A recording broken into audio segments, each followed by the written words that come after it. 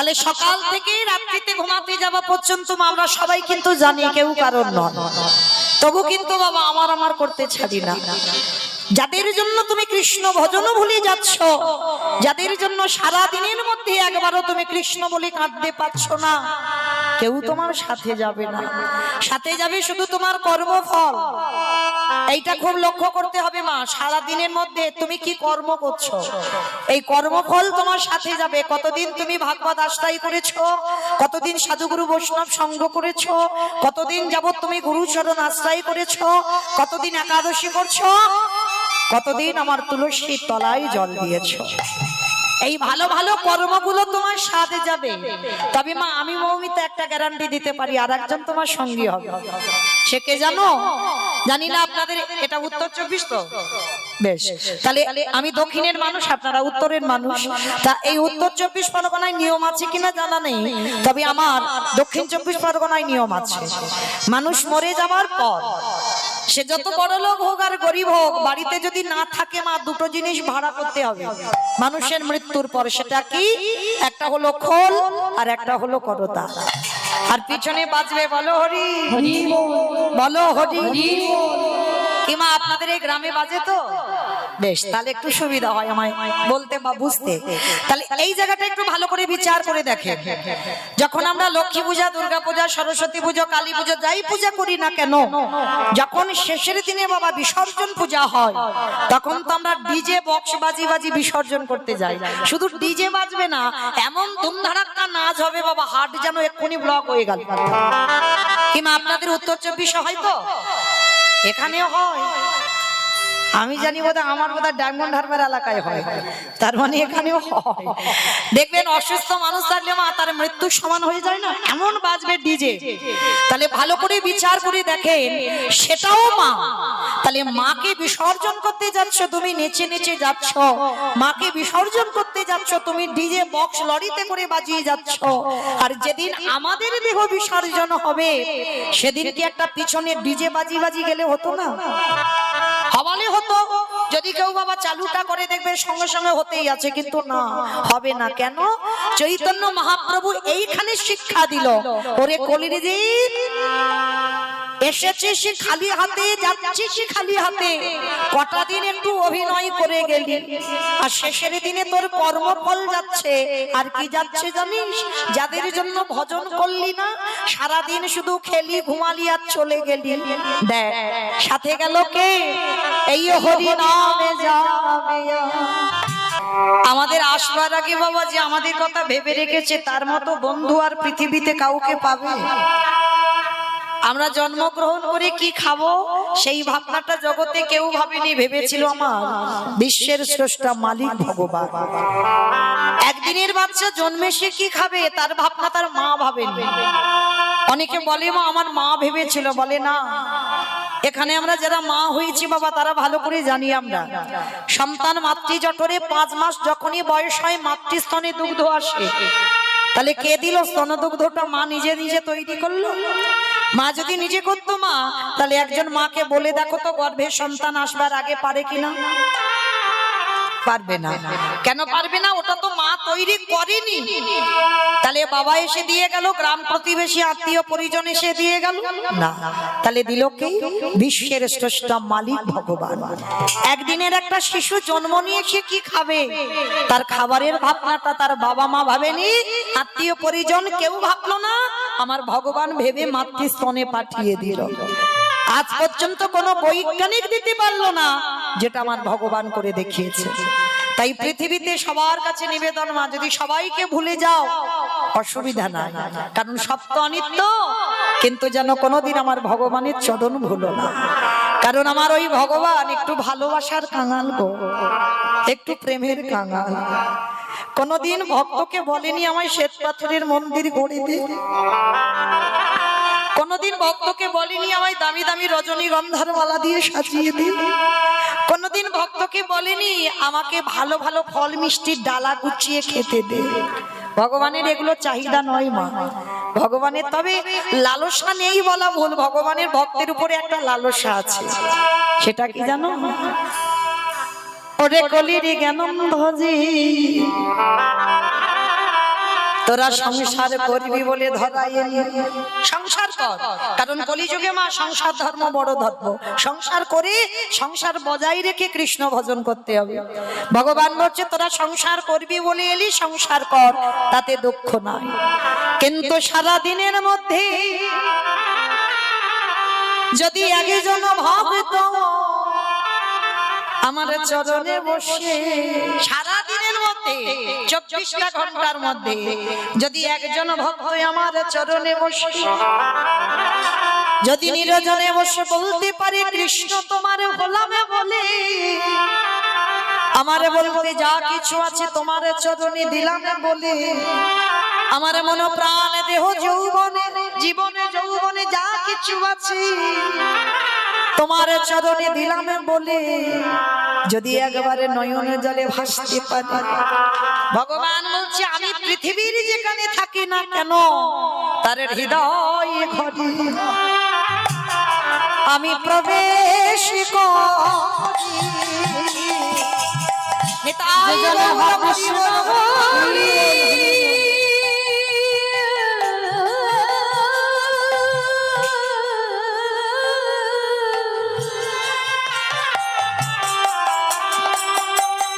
কৃষ্ণ বলে একেবারে কাঁদতে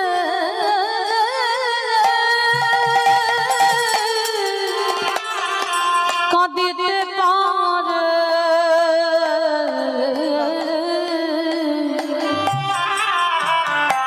তার হৃদয় ঘটে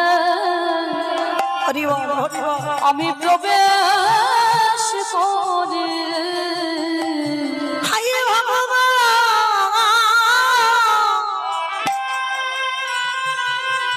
যদি ভক্ত নয়ন জলে ভোগ ভাসায়ে কেঁদে বলে কৃষ্ণ তোমার হলামে বলে, আমার ভগবান ভক্তির কাছে দুর্বল ভক্ত যদি একেবারে নয়ন জলে ভেসে ডাকে, আমারে ভগবান পৃথিবীর যেখানে থাকুক না কেন সে যে ভক্তের দ্বারে মন্দির হইব যে জন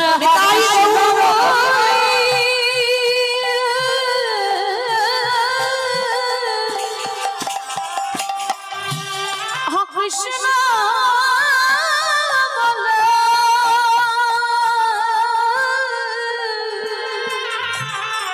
একেবারে প্রেম দিয়ে ডাকতে পারে সেই ভক্তের দ্বারে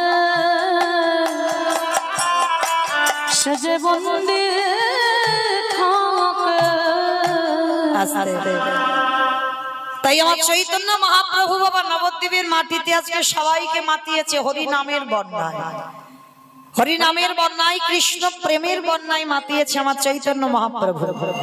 তো চলির মাইরা কেমন ভাবে আমার কলির মানুষদের মাতিয়েছে তোমাদের দেখতে হবে, তাই না?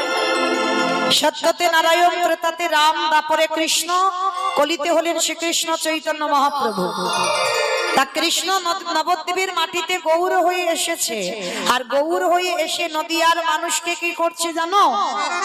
যাকে দেখতে পাচ্ছে তার চরণ ধরে, তার হাতে ধরে, তার গলা জড়িয়ে ধরে বলছে তোরা একবার কৃষ্ণ বল। আচ্ছা বাবা, এই জায়গাটায় আমাদের সবার একটা প্রশ্ন রয়ে যায়। ভগবানের কোনো জাত বিচার নয় বাবা, ওটা মানুষের হয়। কে নিচু জাত কে উঁচু জাত, এটা যদি ভগবানের থাকতো বাবা তাহলে বলা হয় চাঁদ কাজীকে কৃপা করতো না। বিধর্মী মুসলমান তাকেও কৃপা করেছিল, ত্রেতা যুগে গুহক চন্ডালকে কৃপা করলো, শবরী মাকে কৃপা করলো। ভরি ভরি প্রমাণ আছে ভগবান জাতির বিচার করেনি, ওটা মানুষ করে। তাহলে ভগবান পশু পাখি কীট পতঙ্গ মানব দানব খেচর খেচরি সবাইকে প্রেম দিল, সবাইকে নাম দিল, কিন্তু একজনকে একবারও বলেনি তুমি একবার হরি নাম করো। সে কে? নিজের মা শচী ঠাকুরানী। বাবা জগন্নাথ মিশ্র মা হলো শচী ঠাকুরানী।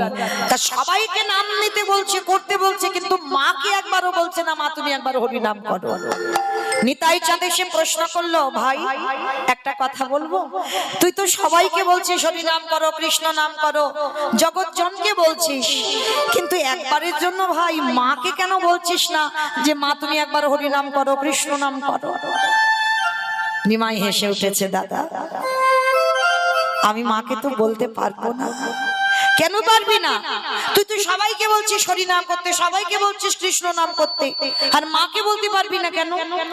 বলে মাকে বলতে পারবো না তার একটাই কারণ, কারণ জগতে কেউ যদি, দাদা তুমি তো জানো তুমি কি আর আমি কে, জগতে কেউ যদি আমার কাছে অপরাধ করে আমি ক্ষমা করে দিই।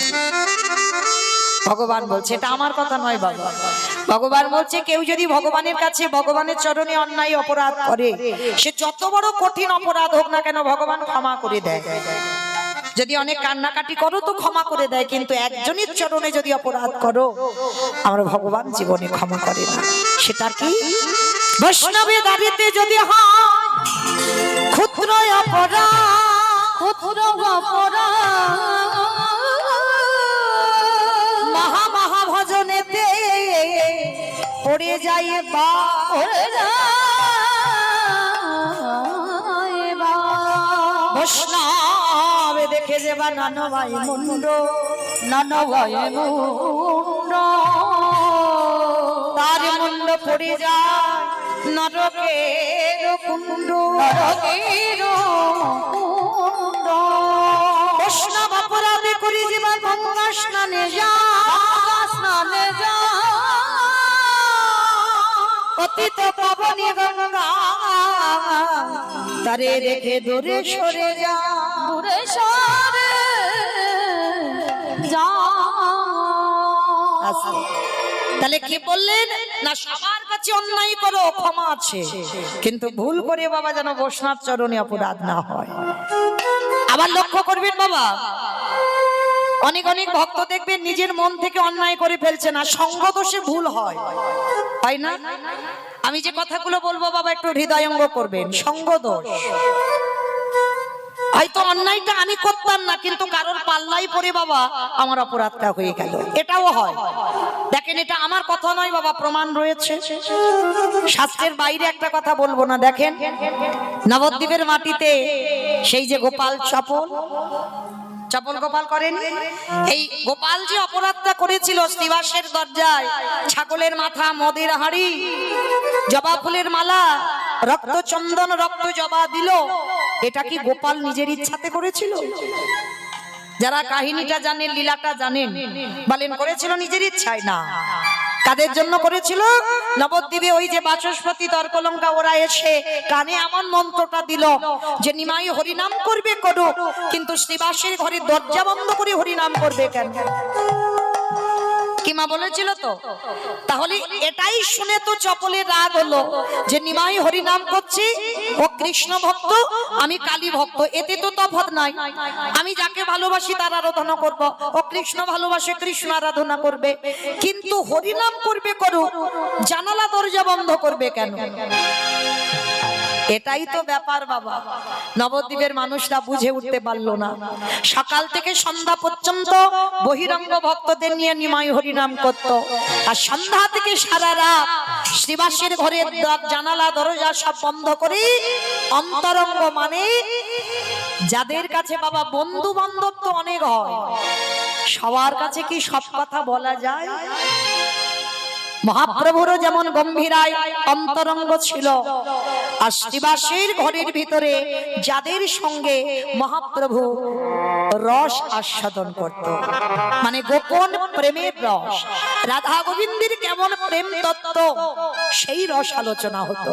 কিন্তু ওই রসের ভক্ত জগতে বাবা সবাই নয়, কটু কথা বলবে, যার জন্য নিমাই ওই হরি নামটা করতো, রসকীর্তনটা জানালা দরজা বন্ধ করে, আর হরে কৃষ্ণ নাম উচ্চ ঈশ্বরে ভক্তদের সঙ্গে করত। এইটা নবদ্বীপের মানুষ না মেনে নিল না, যে দরজা বন্ধ করে করছে কেন নিমাই? নিশ্চয়ই ওর ভিতরে কোনো অভিসন্ধি চলছে, কোনো কাজকর্ম চলছে গোপন, যেটা নিমাই কাউকে বলতে চায় না। কারণ তখনকার দিনে সবাই কি নিমাইকে ভগবান বলে স্বীকার করত? জানতো সাধারণ মানুষ। কেন? ভগবান তো ভক্ত অঙ্গীকার হয়ে এসেছে, যে ভক্ত কৃষ্ণ বলে কে দেখি সুখ পায়, সেইটা আমি নদিয়ায় জানবো।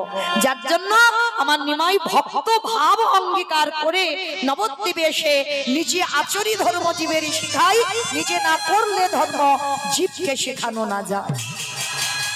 এইবার নবদ্বীপের মাটিতে এসে যখন হরিনাম করছে আর ওই দুইজন গোপালের কাছে গিয়ে এমন কানে লাগালো, গোপাল রেগে গেল।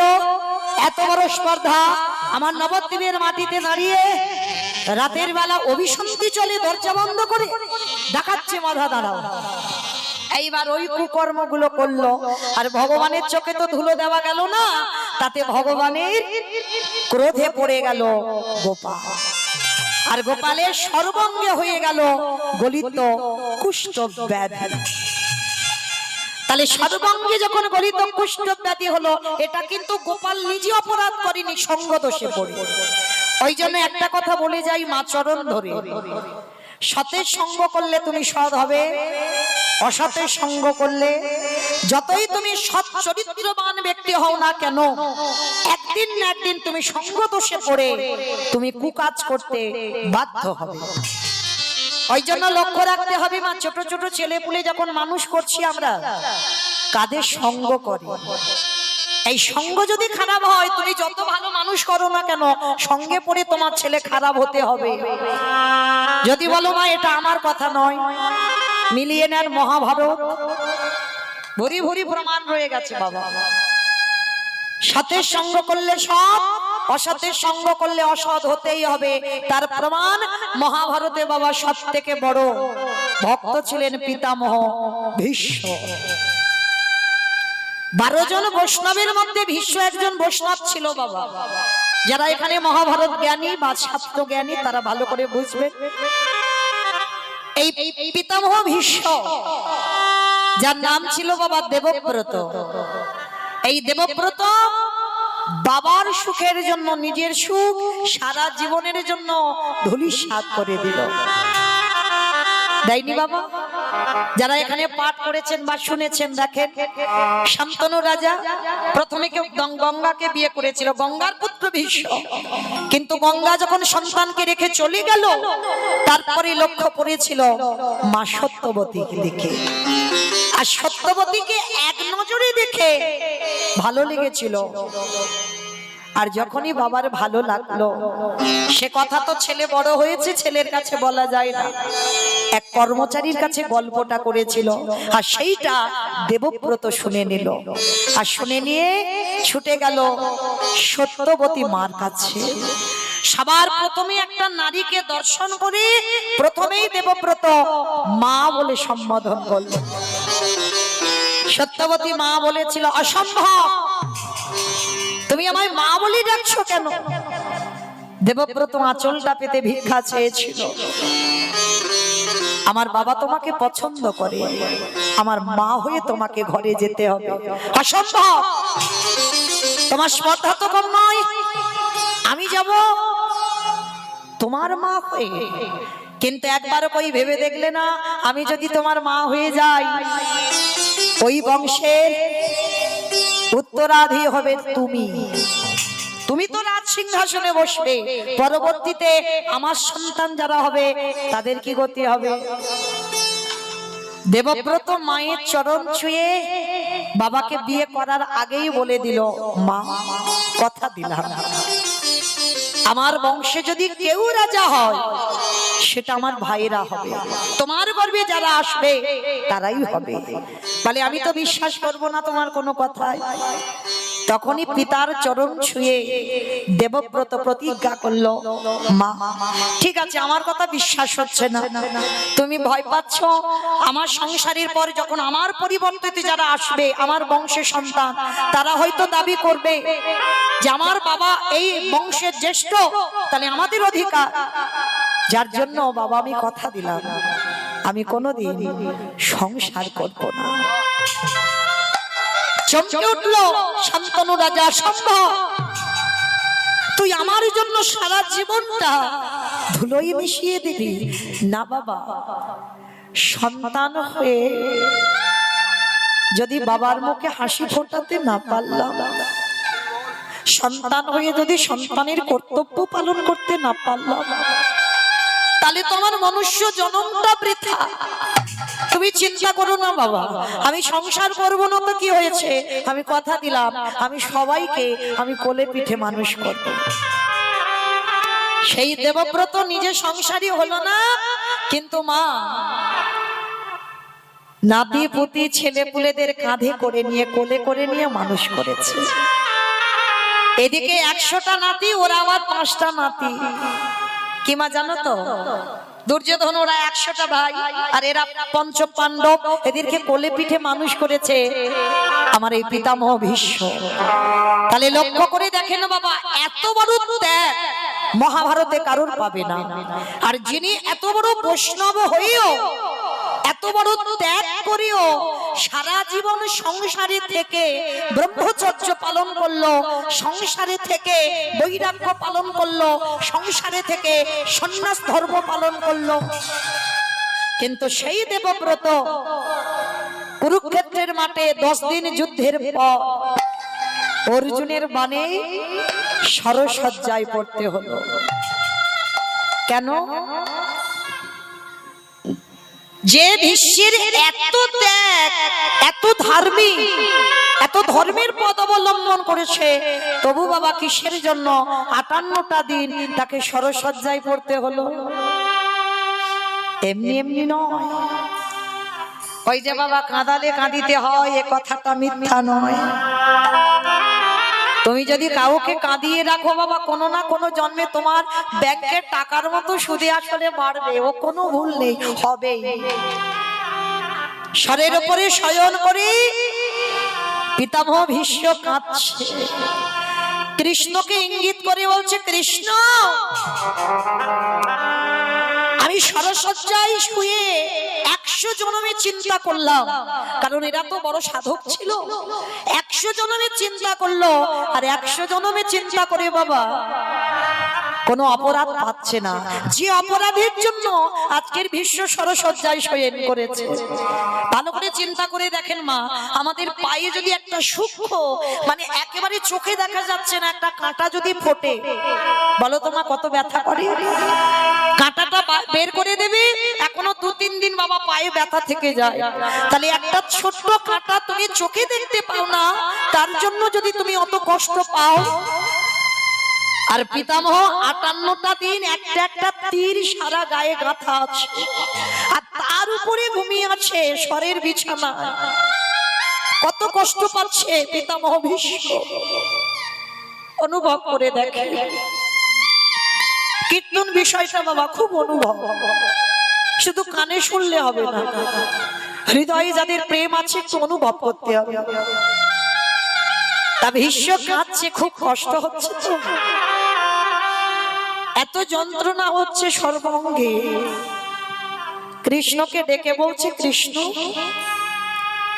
আচ্ছা আমি শরের উপরে শয়ন করে চিন্তা করলাম 100 জন্ম, আমি কোনো অপরাধ করিনি। কৃষ্ণ বলতে পারিস কোন অপরাধে আজকের আমার এই অবস্থা? ভগবান আমার একটু মৃদু হেসে বলছে, ভীষ্মদেব 100 জন্মে যখন গেছো, আর 2-1টা জন্ম একটু আগিয়ে দেখো। যখন একটু আগিয়েছে বাবা, দেখতে পেল এই পিতামহ ভীষ্ম এক রাজা হয়েছিল। আগে আমাদের জানতে হবে বাবা, এটা কলিযুগ, যে বাড়িতে প্রতি বছরে নাই যে হরিনাম সংকীর্তনের যজ্ঞ হয়। দেখতে দেখতে বাবা, আমি তো চেনা বলা ভুল হবে, একেবারে কাছে কাছের মানুষ, এই 3টে বছর, তাই না? তো দেখতে দেখতে চেনা বলা ভুল হবে, আপনাদের কাছাকাছির মানুষ। তবে মা চেনা মানুষ বলে যেন চরণ থেকে ঠেলে দিও না, একটু চরণে আশ্রয় দিও। তো আপনাদের চরণ ধুলা নিয়ে আজকে লীলা কীর্তন পরিবেশন হবে। তো কীর্তনের প্রারম্ভে যাদের বাড়িতে কীর্তন, যাদের উদ্যোগে কীর্তন বাবা, এটা কারোর বিচারে নয় বা কারোর মতে নয়, এটা আমি আমার ব্যক্তিগত মতে বলছি। সর্বাগ্রে তাদের চরণে প্রণাম দেওয়া উচিত। কেন? যারা জানতে পেরেছে বাবা, যারা বুঝতে পেরে গেছে এটা কলিযুগ, আর এই কলিযুগে যাগযজ্ঞ নয়, ব্রত পূজা নয়, ধ্যান তপস্যা নয়। চৈতন্য মহাপ্রভু বললেন, কেউ যদি যজ্ঞ অনুষ্ঠান না করে তাতে অসুবিধা নাই, কেউ যদি ব্রত পূজা না করে তাতে অসুবিধা নাই, কেউ যদি পুজো অর্চন না করে তাতেও অসুবিধা নাই, কিন্তু কলির মানুষকে একটাই পদ অবলম্বন করতে হবে, সেটা কি? হরিরে নাম, হরিরে নাম, হরিরে নামৈব কেবলম কলম নাস্তে নাস্তে গতির গতির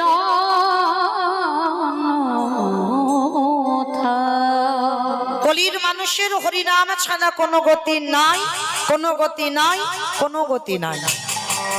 আপনারা প্রশ্ন করবেন, মৌমিতা ও সব কীর্তনিয়ারা আসবে আর ওই একটাই কথা বলবে, বলে হরিনাম শোনো, হরিনাম গাও, একাদশী করো, ভগবানের চরণে তুলসী দাও, তুলসী গাছে জল দাও, কৃষ্ণ ছাড়া তোমার গতি নাই। কি মাইরা, যত যত কীর্তনিয়ারা আসবে ওই একটাই কথা বলবে, যত পাঠক ঠাকুর পাঠ করতে বসবে তাদেরও মুখে একটা কথা, কিন্তু ওই যে জায়গাতে বসেছেন মা, ওটা তো সাধারণ জায়গা নয়, পরীক্ষিত মহারাজের জায়গা। নববিধা ভক্তির মধ্যে ওই জায়গাটা প্রথম দিয়েছে, পরে এই জায়গাটাকে দিয়েছে। আগে বলছে শ্রবণম, পরে বলছে কীর্তনম, আগে শোনার জায়গা। আর ওই জায়গাতে বসে মা যদি ঠিক ঠিক কীর্তন শোনার মতো শোনা যায়, ওখানে বসে কৃপা হয়।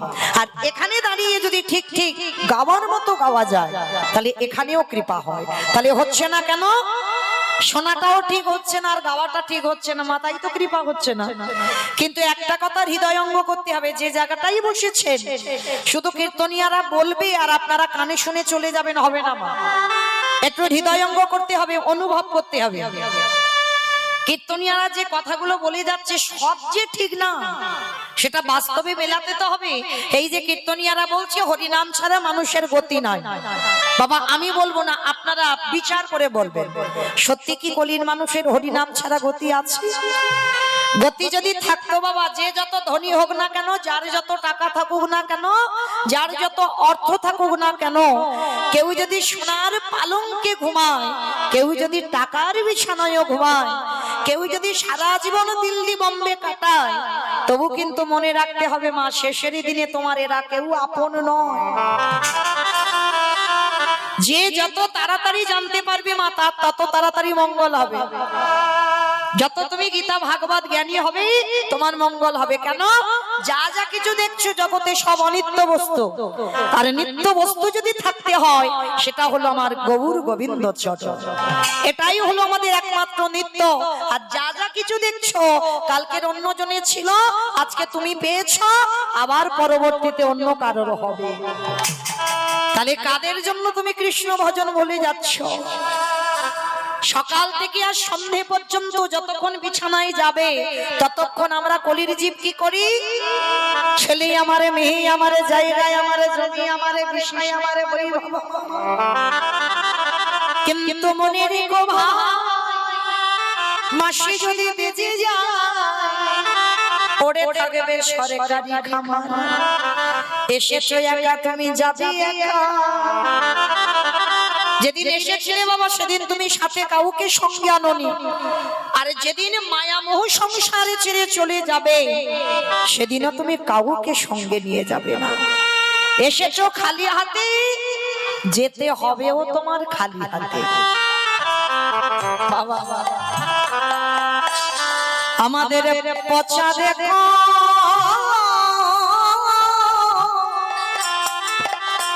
দেখো যা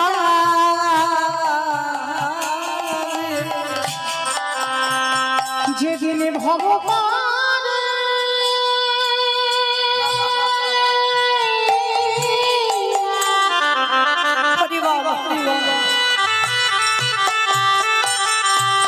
যেদিন ভগবানে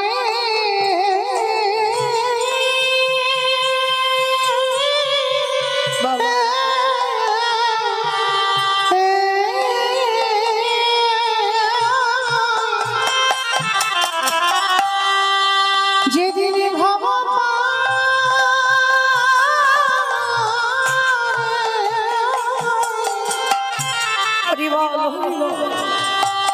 তুমি চলে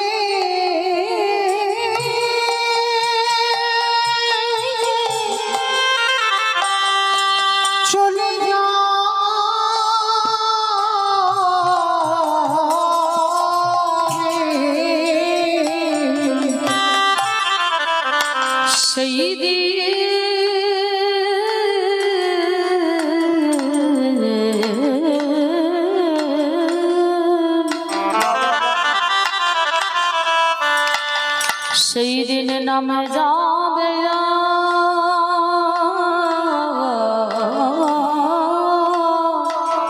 হরি বল, হরি বল। এই পচা দেহ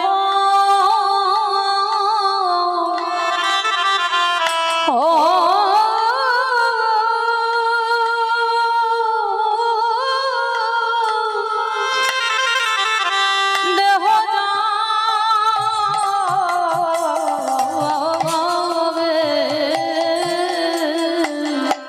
ও ভাই সেদিন তোমার সঙ্গের সাথী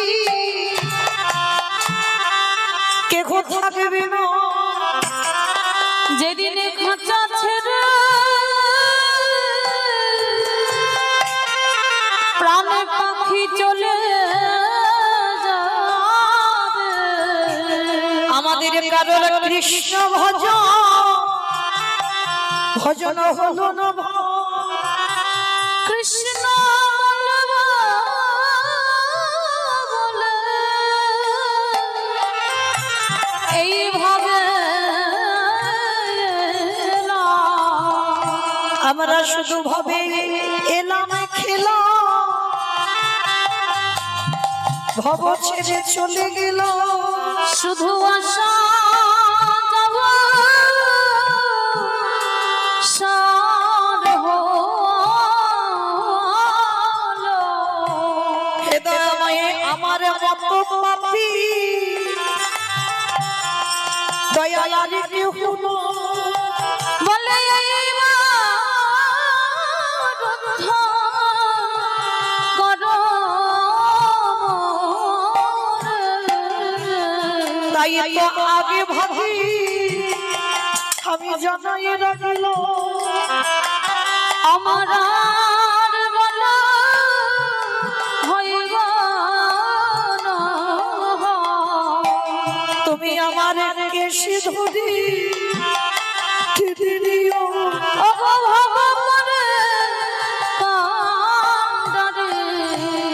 আমার মতো অযোগ্য জগতে কেহ নাই, কেবল আমি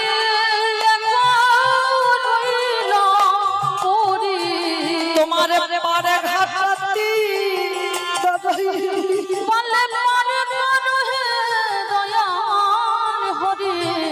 তুমি চরণে ছাড়া করুণা কি, শুধু জন্মে নয় জন্মে তোমার ওই চরণে সব সপিল, আমার দেহ মন প্রাণ জীবন যৌবন যেন চরণ ছাড়া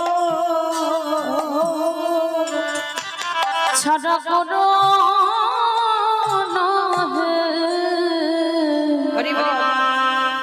আজকে সেই ভগবান আমাদের মতো কলির মানুষদের কত ভালোবাসে দেখে, 101 জন মাগে এক রাজা হই, যেই না বাবা রাজাদের তো মৃগয়ার শিকার তখনকার দিনে, মৃগয়ায় গেছি আর মৃগয়ায় গিয়ে যেতে যেতে বাবা দেখে না রাস্তা একটা সর্প, আর সেই সর্পটাকে তুলে নিয়ে ওই পিতামহ ভীষ্ম 101 জন আগে ওই সাপটাকে নিয়ে দূর করে রাস্তা থেকে ছুঁড়ে ফেলে দিল, আর যখনই ফেলে দিয়েছিল সর্পটা গিয়ে একটা ফণি মনসার গায়ে বিঁধে গেল, সর্ব অঙ্গে ওই সাপটার কাঁটা ফুটে আছে, আর হঠাৎ তো সাপটা মরতে পারছে না, দেখবেন বাবা কারণ মৃত্যুটা যদি সঙ্গে সঙ্গে হয়ে যায় অত কষ্ট পায় না, সাপটাকে কাঁটার উপরে ফেলে দিল, সর্ব অঙ্গে কাঁটা গাঁথা, রক্ত ঝরে ঝরে পড়ছে, তখনই সাপটা কেঁদে বলেছিল রাজন আমি কোনো অন্যায় করিনি, কোনো অপরাধ করিনি, আমি তোমাকে দংশন করিনি, তবে বিনা অপরাধে তুমি যখন আমাকে নিয়ে এই রকম ফণি মনসার গায়ে ফেলে দিলে আমি তোমাকে ছেড়ে দেব না, আমি তোমাকে অভিশাপ দিলাম, আমার অঙ্গেতে যেমন আজকের কাঁটা বিধে আছে, আমার অঙ্গ থেকে যেমন রক্ত ঝরছে, এই যে কত যন্ত্রণা, এই যে কত জ্বালা, আমি তোমাকে অভিশাপ দেব, এই জ্বালা তোমাকে একদিন পেতে হবে হবে হবে।